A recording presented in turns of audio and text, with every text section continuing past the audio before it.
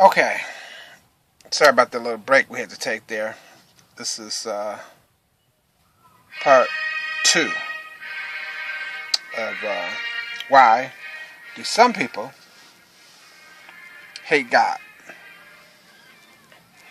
And just want to finish up. Now, what I was saying before a little break is that some people basically think of God as, let's say, if they didn't like some big time preacher, a person who claimed to be God, or some political figure that might be connected with a political party.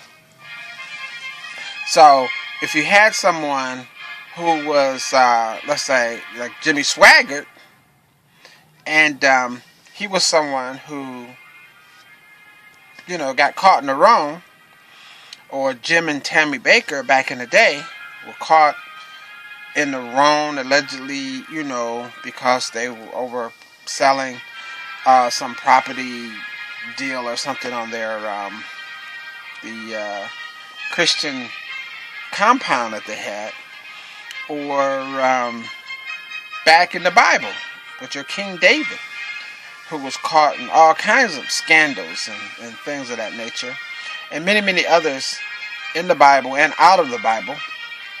Well, when people see things like that, or people like that, they sometimes connect those folks to God. And yeah, you can connect them to God because they claim to, or maybe even legitimately be part of God. Who can question the fact that King David didn't love the Lord? I mean, of course he loved the Lord. I mean, he loved God. I mean, God said himself, Jesus said himself, the Bible proclaims that David was a man after God's own heart. Okay? So, this is what the Bible proclaims. So, obviously, God knew about his imperfections and still accepted him.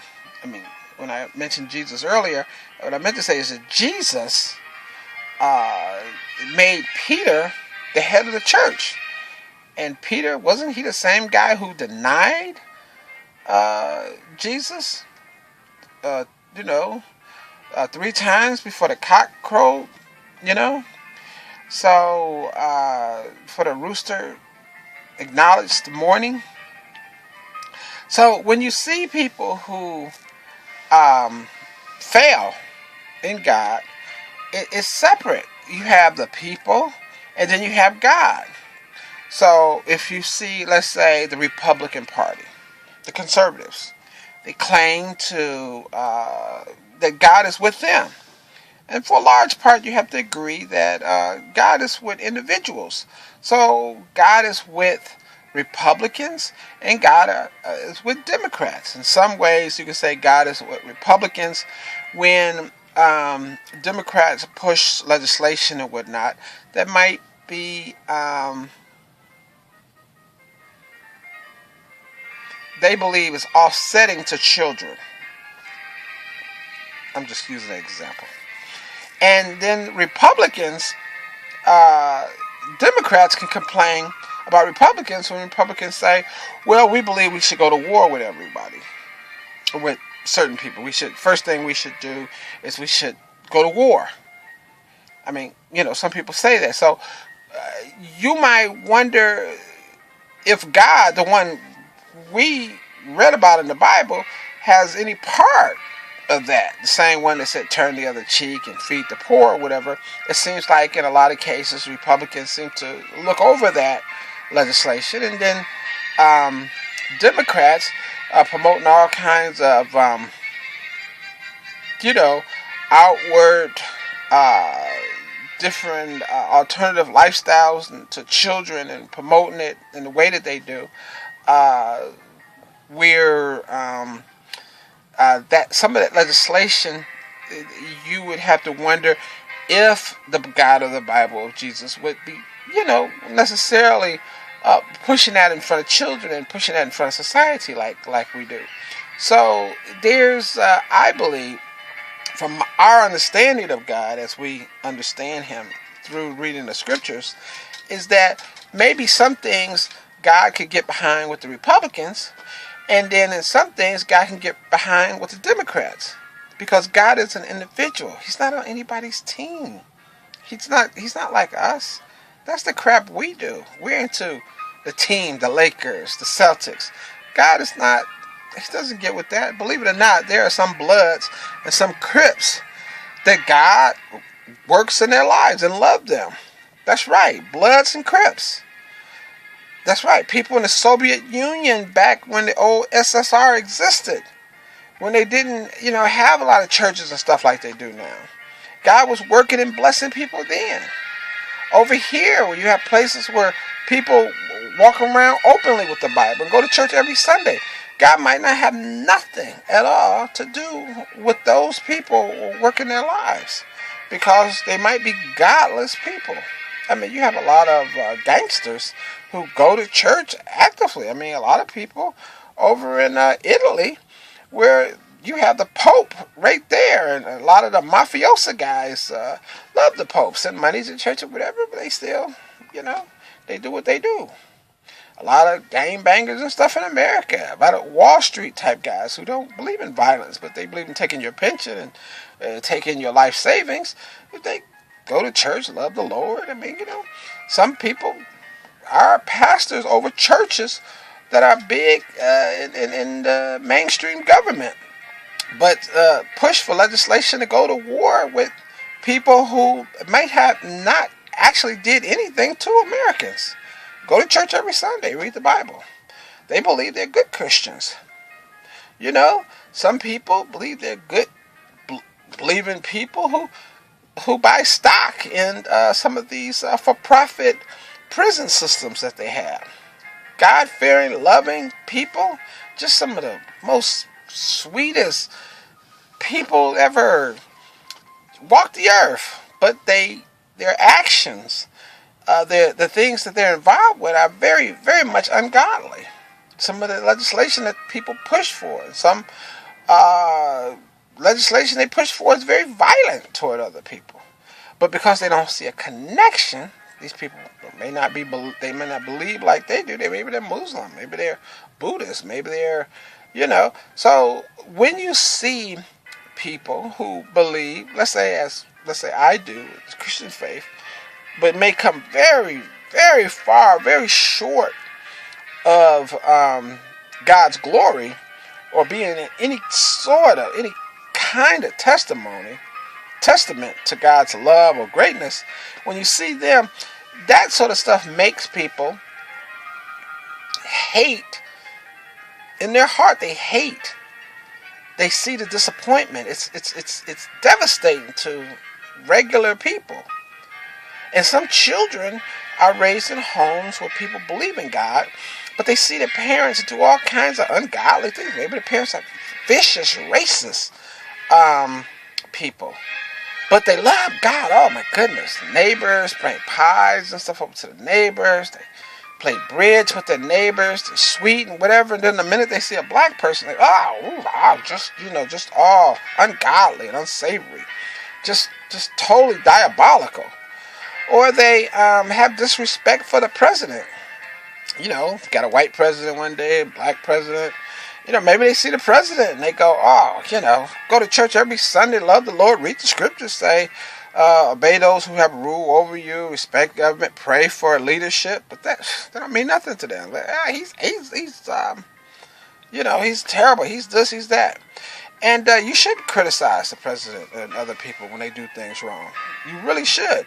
But some people are not really criticizing policy. They're mostly criticizing ethnicity or other things like that. So when you have that deep-seated disrespect, and people see that, and they see that you're supposed to be a Christian, you're supposed to be a person that manifests love and displays love, well, that's disappointing to your children. It's disappointing to your neighbors. It's disappointing to your friends when they see that come out, because that's ungodly. It's this unsavory hate, and it's very diabolical, and it does more damage than anything you can think of in terms of turning people away from your way of believing. And so that's why a lot of people have hate. But the problem is that people don't separate the two. One is a human being, and one is God. You shouldn't hate God. You shouldn't even hate the people who are doing all the diabolical wrong. You should love and admire and respect God if you believe in Him. If you don't believe in God, you should admire and love the people who do, as long as they're treating you right and it's not interfering in your life. Of course, if they're bothering you in some way and they're perpetrating wrong upon you, you should make it real clear that you don't go for that. You don't like that. And okay, some of you might say, well, through legislation they do it, and putting God we trust on money, and making us say in God we trust, and God, that's so superficial. If an individual is not putting his hands on you, if he's not like these Westfield Baptist people that come to these funerals and protest like that, see, that right there is legitimate. You have a legitimate argument with those kind of people. And you should, I guess if they're protesting you, you can protest them. I don't think you should put your hands on, try to get involved, have fights and stuff like that. You shouldn't do that. If they come into your funeral and they into people's face and hovering over the coffin, won't let you shed it, trying to snatch the body out, yeah, that's different, okay? But if they're just talking, just talk back. But I want to finish this up. And what I wanted to say is that part of the reason why I, being once upon a time an unbeliever, and now I am a believer, is that the Bible itself is really one of the main reasons why I think that I could get behind this belief in a God and take away any hate that I might have toward God, and just have to have mercy on these people who call themselves believers, some of them who actually believe more in hating and believe more into doing their own thing than anything God ever said in His Word. My reasoning behind the Bible, and part of the reason why I think the Bible is such a unique book, and I know those of you listening to me now are saying, ha ha ha, fantasy book, a woman has a baby without having sex, or man walks on water. It's a fantasy book. It's this, it's that.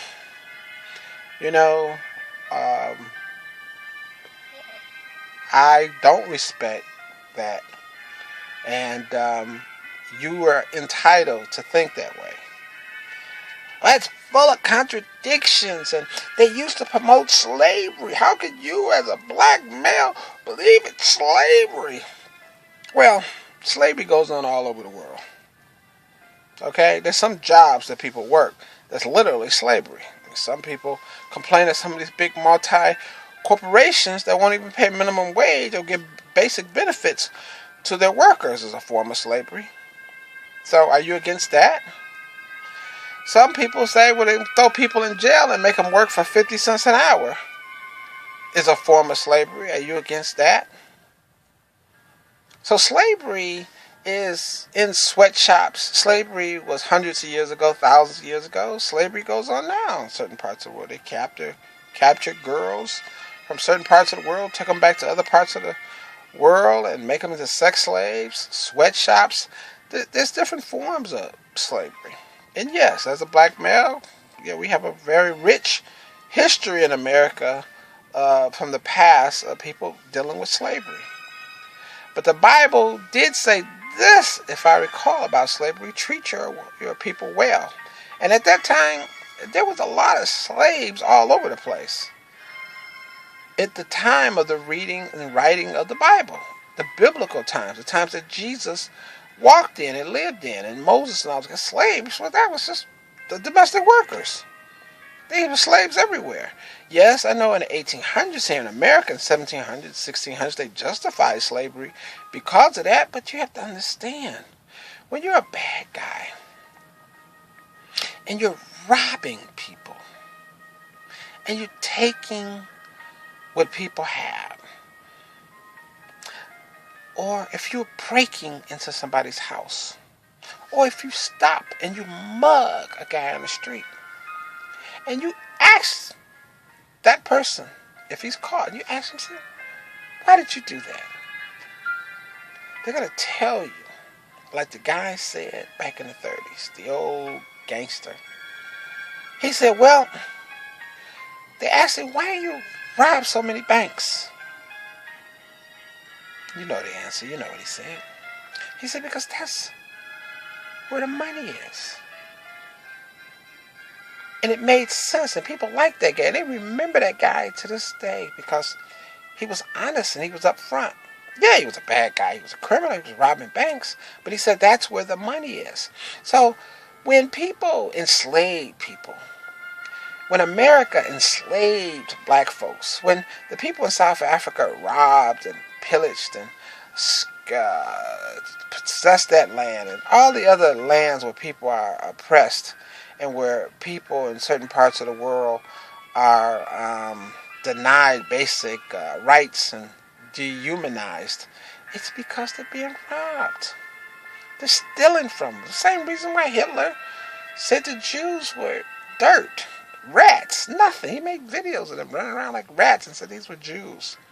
But it humiliates them. You demoralize. You take away the idea that they're human.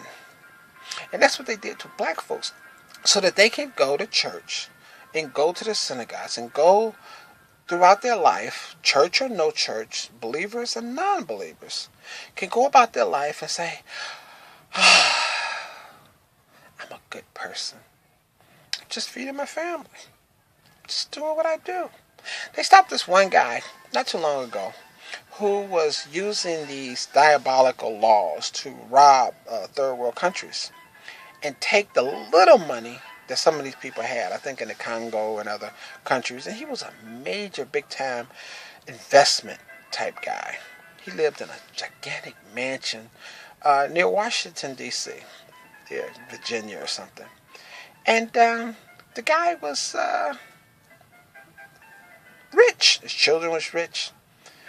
But he was using the laws to manipulate the stock of countries and the monies used to pay the debt that the country had accumulated that America had forgiven or wrote off. And this guy was going to be able to clear conscience. I mean, he slept in big rooms, multiple bathrooms in his house. He was, he went to a synagogue, this Jewish guy. He thought nothing. I mean, the people didn't have good drinking water. They